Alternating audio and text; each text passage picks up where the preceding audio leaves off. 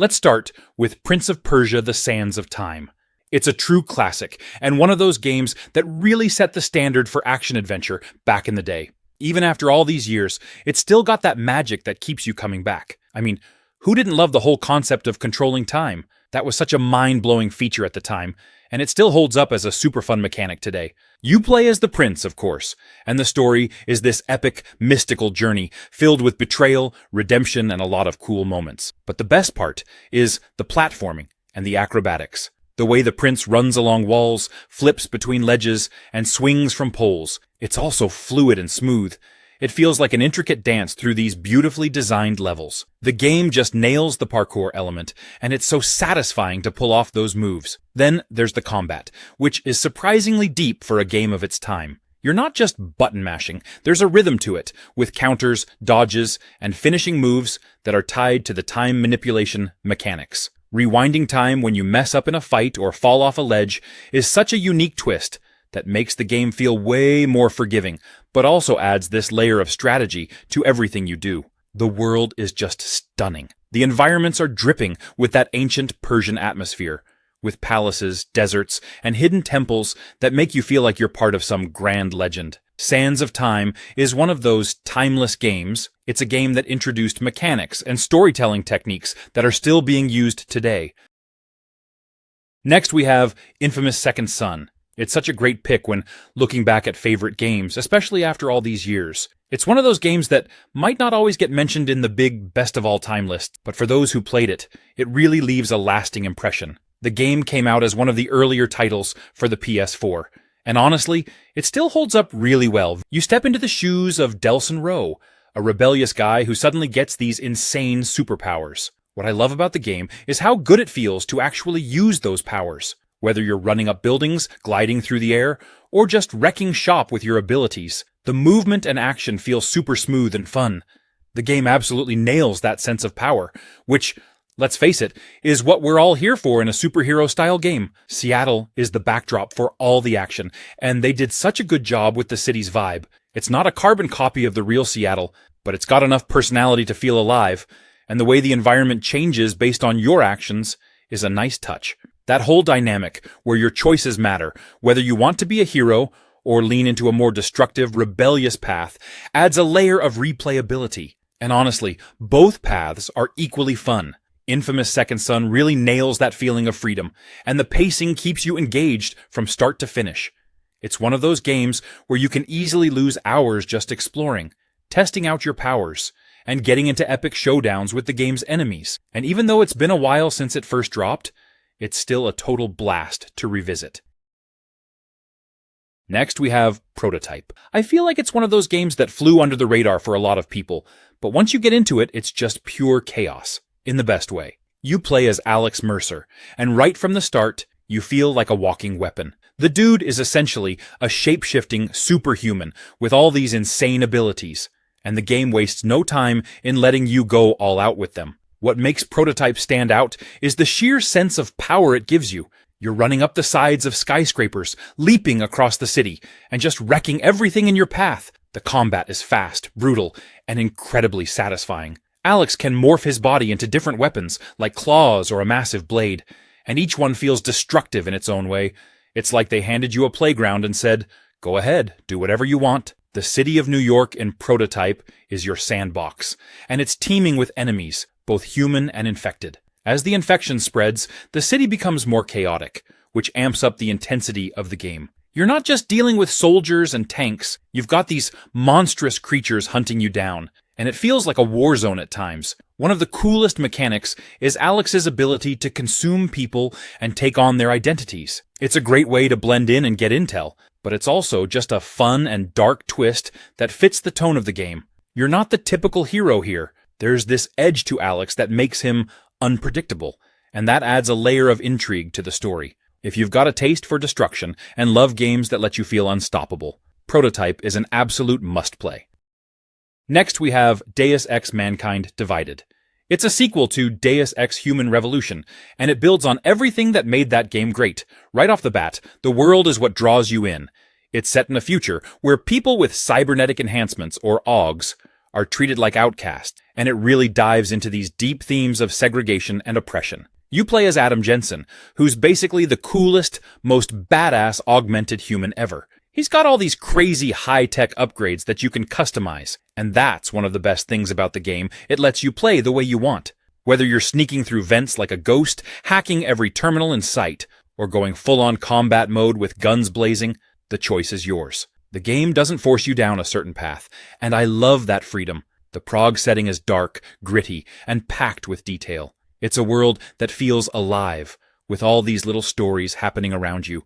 Every corner you turn, there's something to discover, whether it's a side mission, a hidden path, or just some cool piece of lore that fleshes out the world even more. The attention to detail is top-notch. The story itself is complex and layered, dealing with conspiracies, political intrigue, and moral choices. What makes Mankind Divided stand out for me is how immersive the experience is. You get so wrapped up in Jensen's world. Next we have Max Payne. It came out in the early 2000s, and even though the graphics show their age now, the gameplay and story are still just as captivating. You play as Max, a hard-boiled cop whose life has pretty much fallen apart, and he's out for revenge. The story is dark, emotional, and packed with that classic noir vibe, complete with internal monologues and moody, rain-soaked streets. What really set Max Payne apart was its introduction of bullet time. You know, that slow-motion mechanic where you could dive through the air, guns blazing, and take out enemies in the most cinematic way possible. It was so innovative at the time, and even now it's just as fun to pull off. Every gunfight feels like a scene straight out of The Matrix, or a John Woo movie. It's over the top in the best way. The action is fast and intense, but the bullet time slows it down just enough for you to savor every shot. And the best part? It never feels like a gimmick.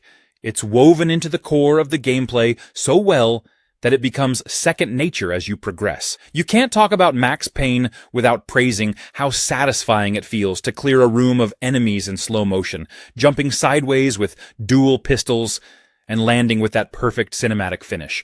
But it's not just about the action. The story is what keeps you hooked. Max is this tragic, broken character, and you really feel for him as he uncovers a deeper conspiracy behind the deaths of his loved ones. The game is dark, both in tone and visuals, but it's got this incredible atmosphere that draws you in.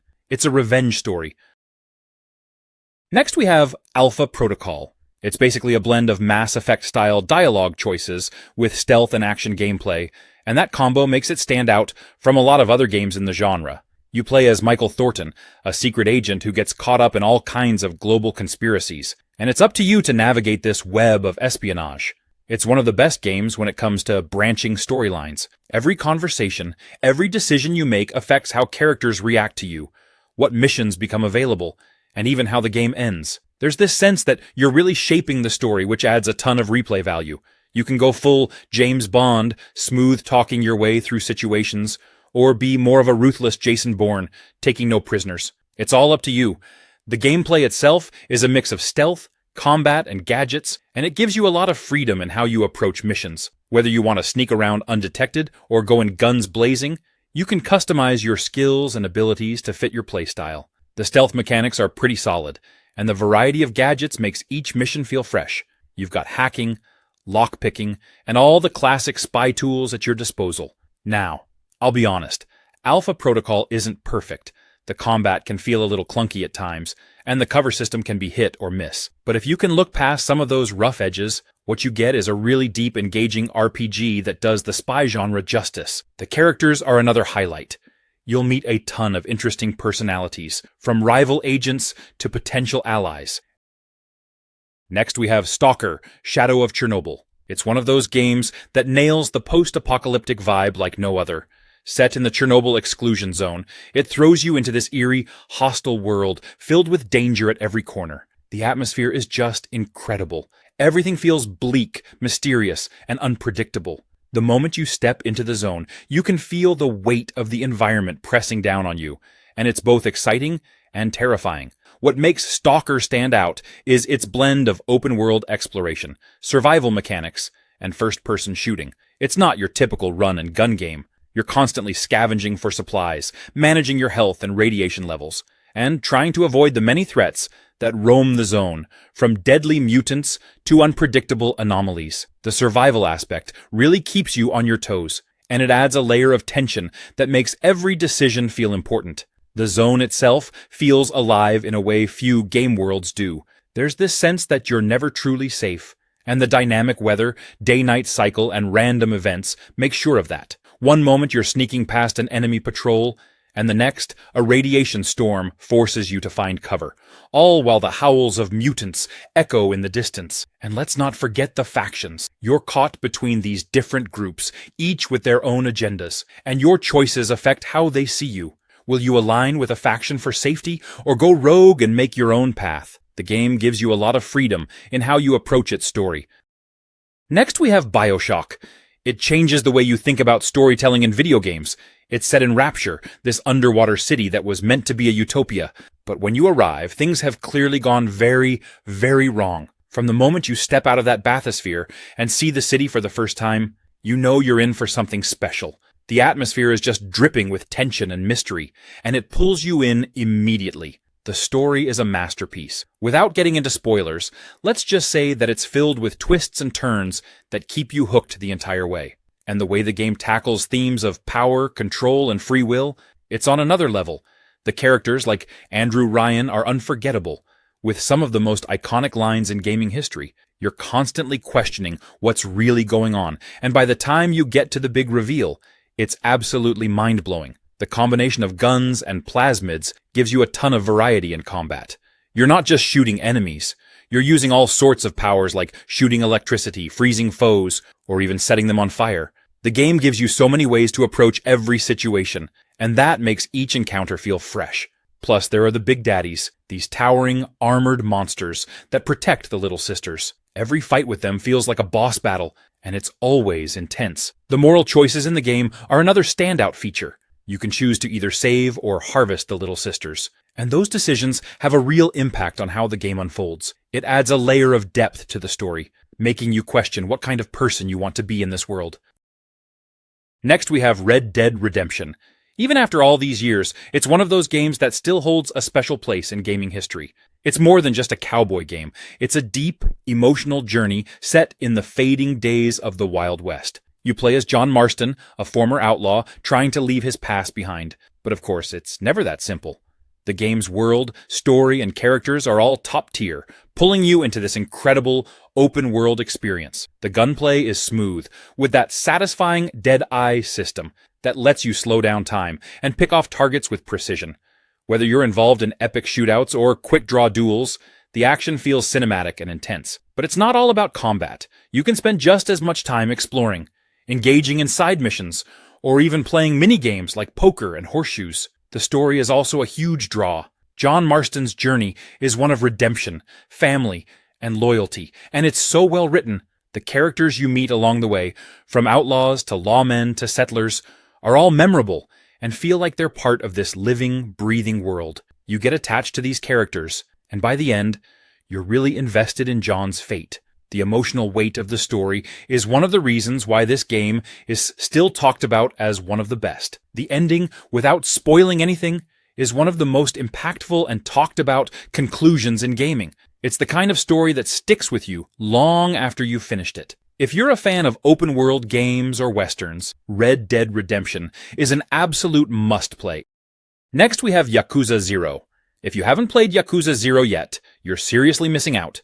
This game is a wild ride from start to finish, blending an intense crime drama with some of the most hilarious and offbeat side content you'll ever see. It's a prequel to the Yakuza series, diving deep into the backstories of Kazuma Kiryu and Goro Majima, two of the most beloved characters in gaming. What makes Yakuza 0 stand out is its balance between serious storytelling and wacky, fun gameplay.